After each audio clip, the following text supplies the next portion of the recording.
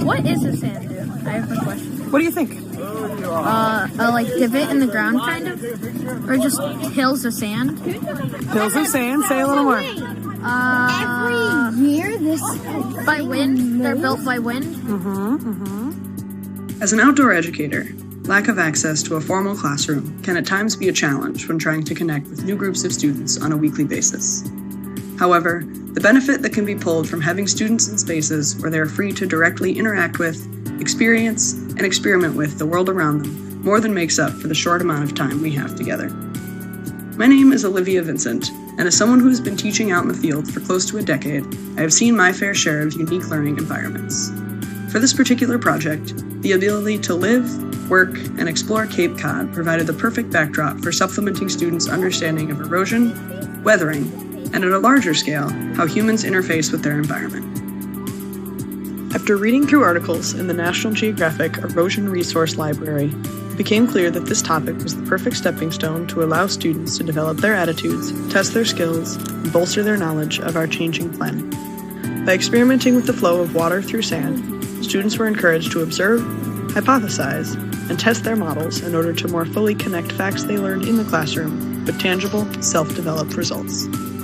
Initial exploration was largely guided by the learner's own curiosity and a sense of empowerment that comes from allowing students the freedom of trial and error while also making observations that will be utilized later on in the lesson.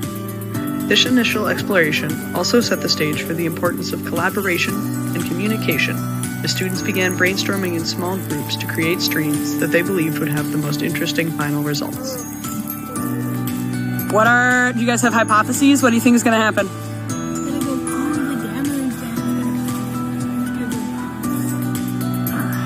Do you think it's going to cut these little curves, or do you think it's going to keep the curves? I think it's going to cut them after a little bit. Why? Because they're really sharp.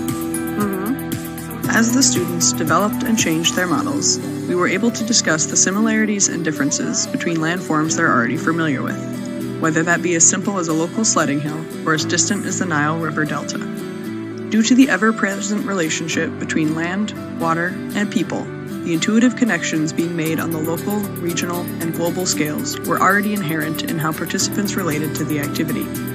This familiarity allows for both deeper and broader discussions of the perspectives with which we utilize this information. To add a bit more direction to this activity, students were presented a series of problems and challenges.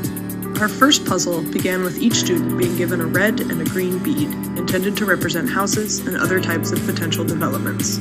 For their individual challenge, learners were asked to imagine the sandy hillside as a potential for real estate opportunities. They were to place green beads in locations where houses would be safe from erosion, and red beads in the danger zone. By starting the challenge in this way, the class began to add additional perspectives to the geological and ecological perspectives that had already been built upon.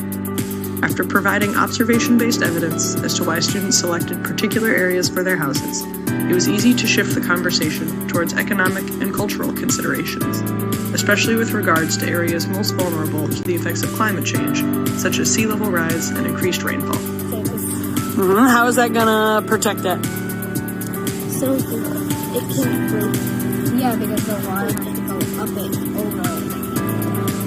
Nice. You have to make it really, the straws together so it doesn't. For their second challenge, students were called upon to design an erosion mitigation system. By combining their earlier observations in order to collaboratively problem solve, this final task relied on the utilization of all 4 skills highlighted in the learning framework.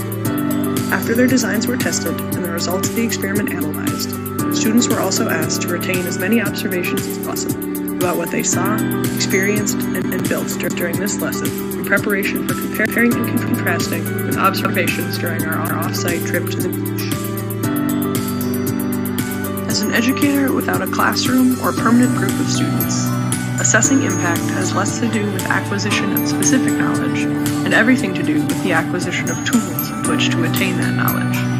By using Cape Cod as a case study, the interactions between tourists, locals, year-round flora and fauna, invasive species, and migratory animals meld together to create a picture of an increasingly dynamic corner of the world. When examining the knowledge concepts of the National Geographic Learning Framework, the human journey, our changing planet, and wildlife and wild places, it is clear that Cape Cod lies at the fragile interface of all three. Identifying and understanding these relationships is truly the cornerstone of what outdoor education strives to foster. Though this trip marked the end of our time together, there was already evidence of students beginning to use their explorer mindset to process the world around them. With each new group of students comes their own personal experience, and as an educator, it is a privilege to continually be provided new ways in which to contextualize experiences we share. It is my hope that with each new opportunity to learn, students that have been provided with engaging, hands-on, self-directed activities will continue to develop a more complete, compassionate, and connected view of their environment, as well as their place within it. Amongst the chatter on the bus ride back, catching snippets of conversation has continued to inspire hope that these perspectives will continue to persist far into the future.